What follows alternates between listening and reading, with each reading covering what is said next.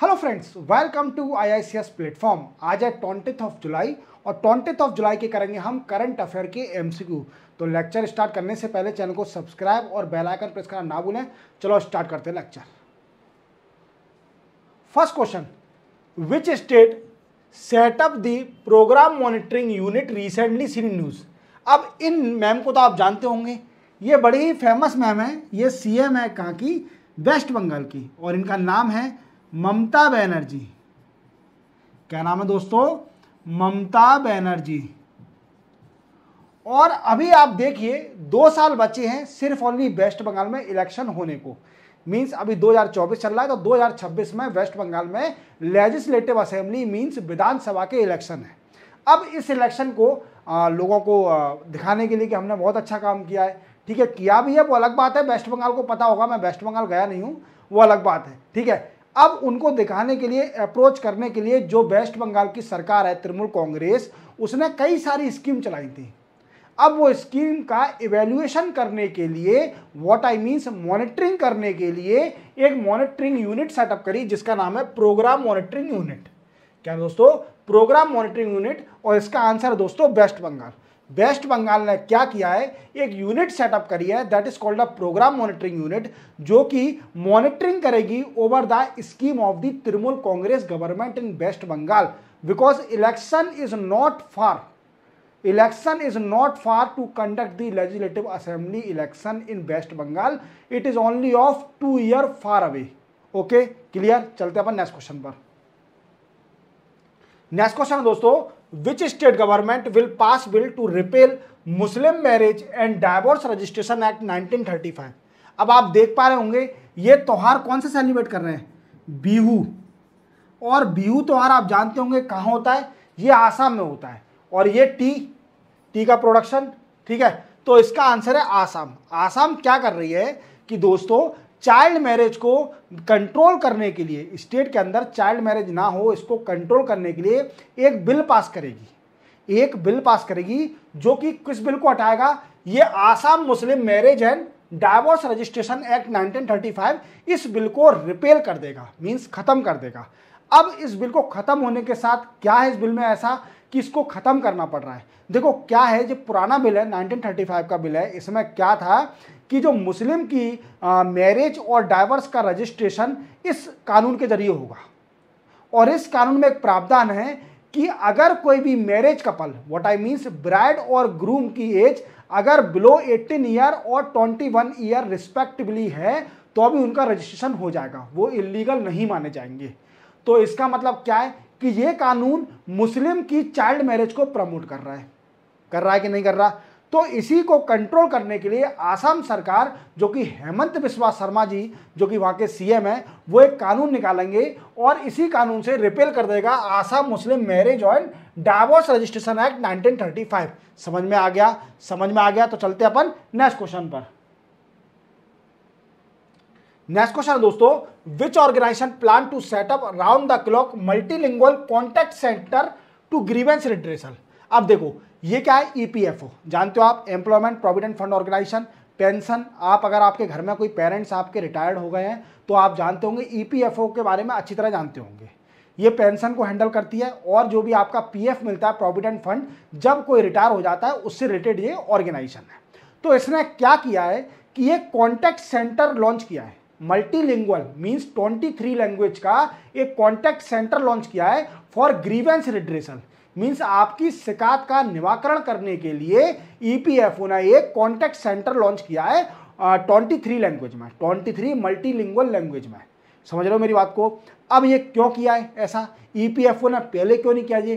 तो क्या है दोस्तों, अभी सोशल मीडिया पर कुछ रूमर फैल रहा है, रूमर या वी कैन से रियल भी बोल सकते हैं, कि किसी की पेंशन रुकी हुई है या फिर किसी का जो फंड है, प्रोविडेंट फंड है, उनका सेटलमेंट नहीं हो पा रहा है, फंड का सेटलमेंट नहीं हो पा रहा है।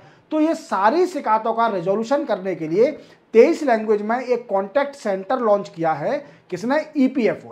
EPFO ने, जो कि सारी शिकायतों का निवारण करा जाएगा by you can register the complaint in contact centre, ठीक है। ये 24/7 चलेगा।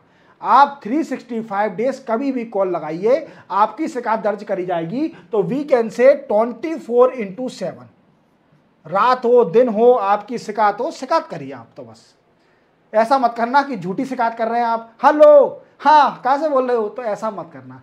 रियलिटी में जो हो शिकायत हो तो ही करना। चलते अपन नेक्स्ट क्वेश्चन पर।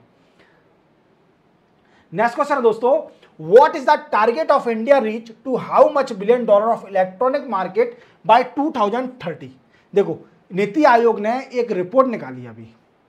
क्यों निकाली है? क्योंकि क्या है कि गवर्नमेंट ने एक टारगेट सेट कर लिया है। गवर्नमेंट ने क्या टारगेट सेट कर लिया है कि 2030 तक जो इलेक्ट्रॉनिक मार्केट है उसको हम $500 बिलियन तक ले जाएंगे। $100 बिलियन से $500 बिलियन तक हम इलेक्ट्रॉनिक मार्केट को ले जाएंगे, इंडियन की इलेक्ट्रॉनिक मार्केट को। तो कहां तक ले जाएंगे? $500 बिलियन तक ले जाएंगे। अब ये न्यूज में क्यों है? तो नीति आयोग ने एक रिपोर्ट निकाली है, जिसका मैं रिपोर्ट का नाम बता देता हूं,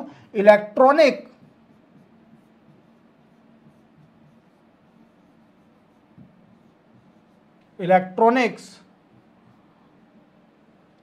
पावरिंग इंडियाज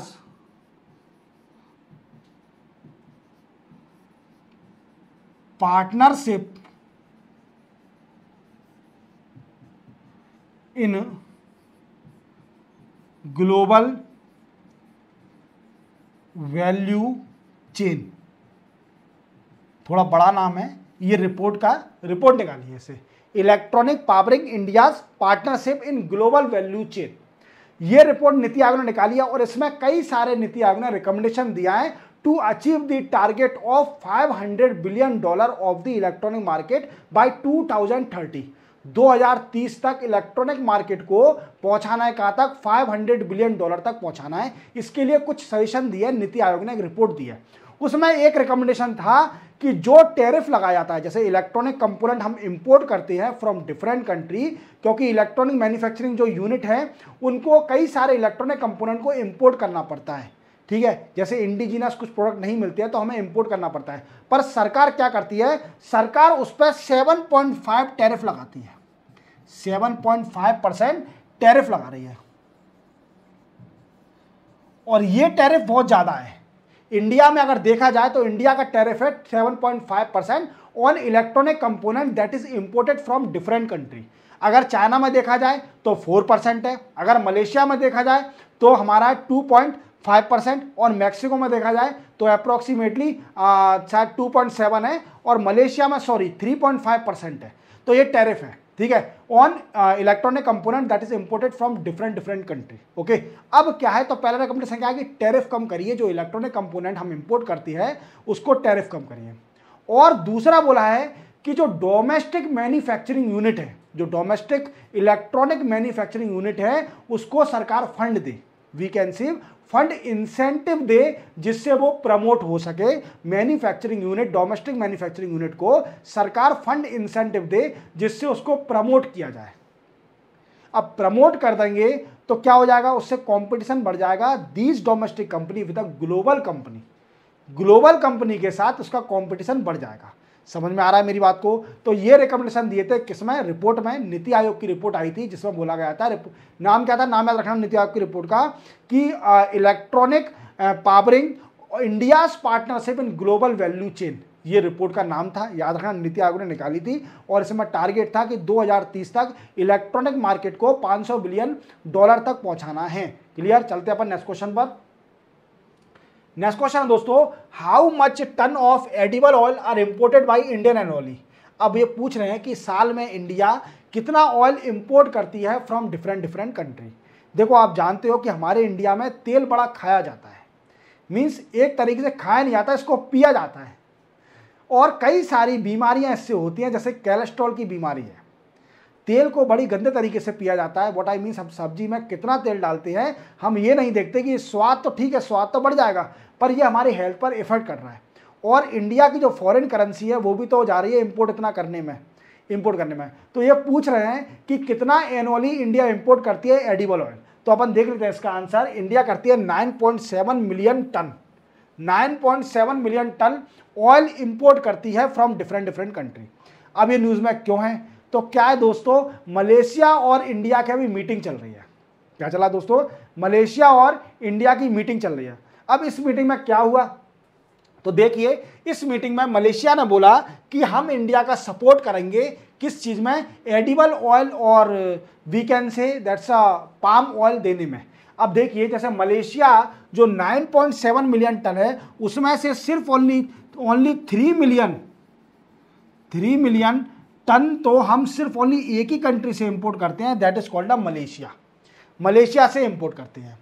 हम मदद करेंगे, मलेशिया कह रही है हम बिल्कुल इंडिया की मदद करेंगे कि वो अपना खुद का यूनिट सेटअप कर ले और ज़्यादा उसको इंपोर्ट ना करना पड़े, हम उसकी मदद करेंगे। अगर इंडिया हमें कुछ लैंड देती है तो हम ही खुद ही सेटअप कर देंगे इंडिया के लिए। बस इंडिया को एक काम करना है। इंडिया ने गलत क्या कर दिया कि इंडिया ने ये कर दिया कि जो शुगर और राइस थे उस पर जो एक्सपोर्ट बैन लगा दिया है इंडिया ने to fulfil the demand of domestic manufacturing, domestic market की डिमांड को फुलफिल करने के लिए जो राइस और शुगर के एक्सपोर्ट पर बैन लगा दिया है उस बैन को हटा दे, तो जिससे हमारी कंट्री में राइस और शुगर आ सके। समझ रहे हो मेरी बात को। तो आपको तो दो चीज़ याद रखना है कि एक एनुअली कितना इंडिया इंपोर्ट करती है ऑयल, तो वो है 9.7 million ton oil, edible oil और पाम ऑयल इंपोर्ट करती है, जिसमें से 3 मिलियन टन तो सिर्फ ओनली मलेशिया से ही इंपोर्ट होता है। चलते अपन नेक्स्ट क्वेश्चन पर। नेक्स्ट क्वेश्चन है दोस्तों, विच मिनिस्ट्री इनॉग्रेट लोक संवर्धन पर्व एट दिल्ली हट इन न्यू दिल्ली। अब देखो दिल्ली हट बाजार में एक जो मिनिस्टर हैं जिनका नाम है किरण रिजिजू, इनको आप अच्छी तरह जानते होंगे। ये अभी मोदी 3.0 में मिनिस्टर है और ये किसके मिनिस्टर है, minister of minority affair, minister of minority affair.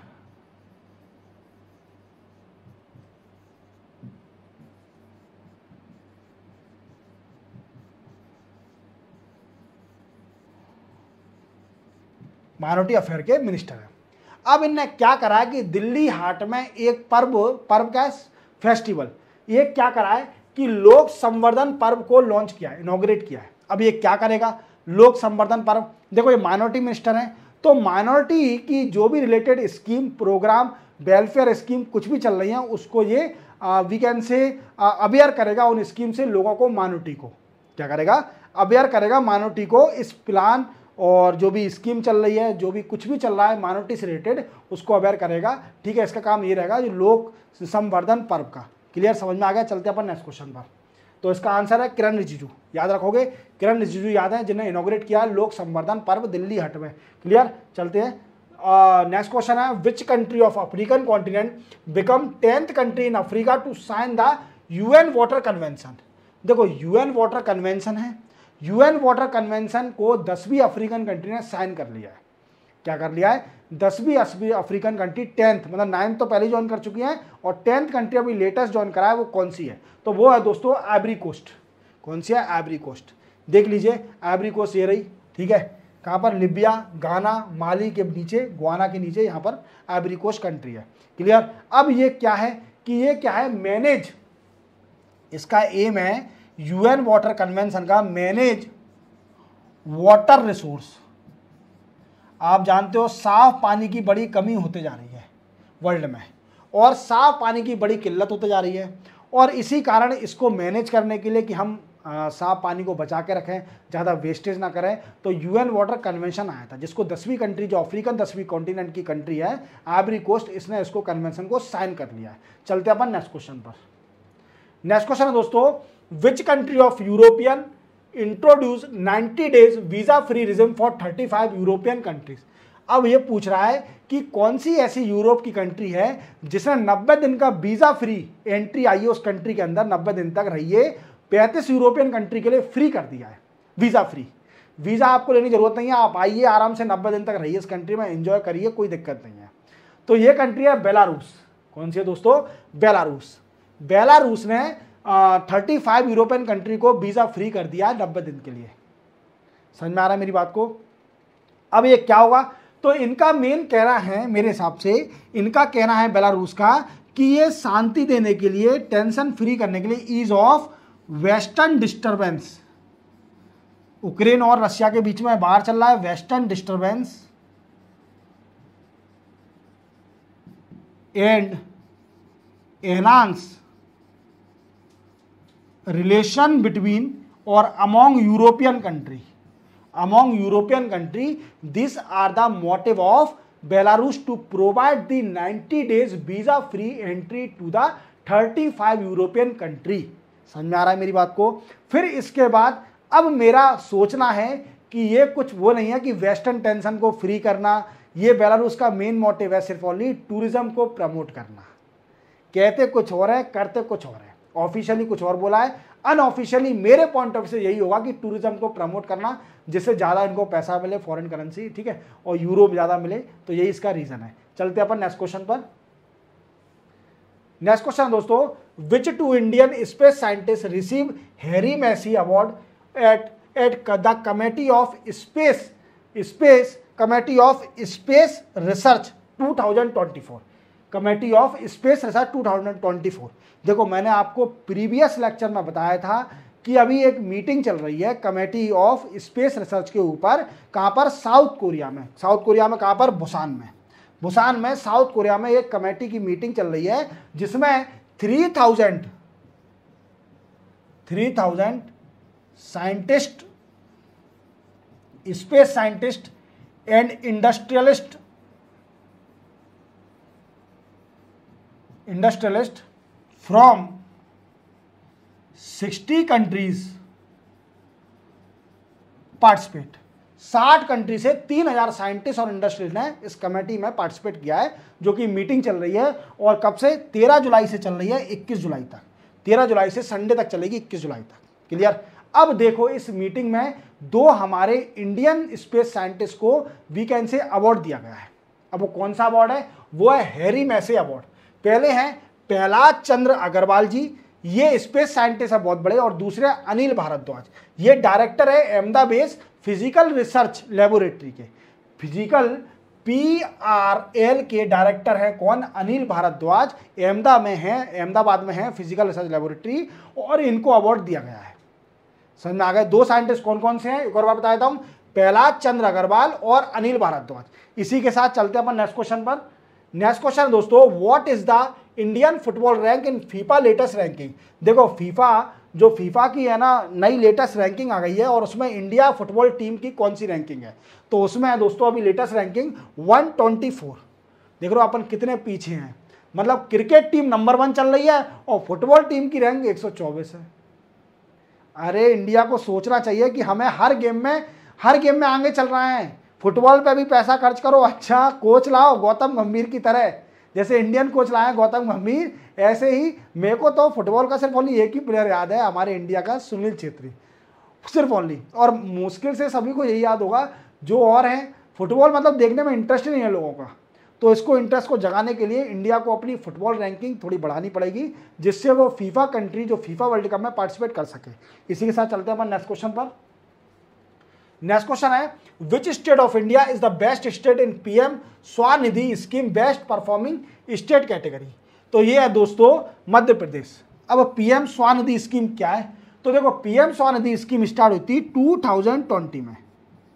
2020 में इस स्कीम को स्टार्ट किया था, और इस स्कीम का मेन मोटिव था to provide loan up to 50,000 to street vendor without any collateral. बिना किसी जमानत के हर जो स्ट्रीट वेंडर होगा, जो ठेला लगाते हैं, जो किसी स्ट्रीट पर खड़े होते हैं, जो चौराहे पर कुछ भी फूड बेचते हैं, उनको लोन देना अप टू 50,000 तक। तो ये सबसे पहली स्टेट जो इसमें नंबर 1 में आई है वो है Madhya Pradesh. Best performing state है मध्य प्रदेश ने सबसे ज़्यादा लोन दिया है स्ट्रीट वेंडर को। 50,000 मैक्सिमम इसकी लिमिट है, आप लोन ले सकते हैं। क्लियर। अब देखो इसी के साथ क्या होता है कि 50,000 विदाउट एनी कोलेट्रल। समझ में आ गया? इसी से चलते हैं अपन नेक्स्ट क्वेश्चन पर। Which country host the 9th edition of women cricket Asian cup. अब देखो 9th एडिशन हो रहा है वुमेन क्रिकेट एशियन कप का, तो एशियन कप कहाँ पर हो रहा है, तो ये होगा दोस्तों श्रीलंका में। कहाँ होगा, श्रीलंका में। और एक और बात रखना, ये स्टार्ट हो रहा है 19 जुलाई से लेकर 28 जुलाई तक चलेगा। और ये कहाँ पर हो रहा है, श्रीलंका में, धम्बुला में हो रहा है, श्रीलंका के अंदर एशियन कप हो गया है, ये women Asian cup. Clear, cricket women Asian cup. Clear, चलते अपन नेक्स्ट क्वेश्चन पर। नेक्स्ट क्वेश्चन है, which rating agency has upgrade the rating of Adani port and special economic zone of AAA stable from A positive stable. तो वो बन गई है दोस्तों ICRA। ICRA का फुल फॉर्म क्या है, ये इसका फुल फॉर्म है इन्वेस्टमेंट इंफॉर्मेशन,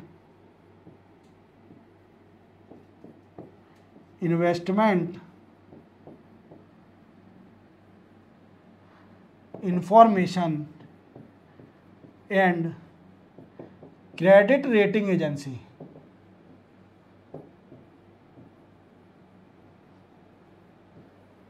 ये इंडिया की सबसे बड़ी क्रेडिट रेटिंग एजेंसी है, ये लोकल इंडिया की क्रेडिट रेटिंग एजेंसी है, जिसने अडानी पोर्ट और स्पेशल इकोनॉमिक जोन की रेटिंग बढ़ा दी है और उसकी रेटिंग हो गई है AAA स्टेबल।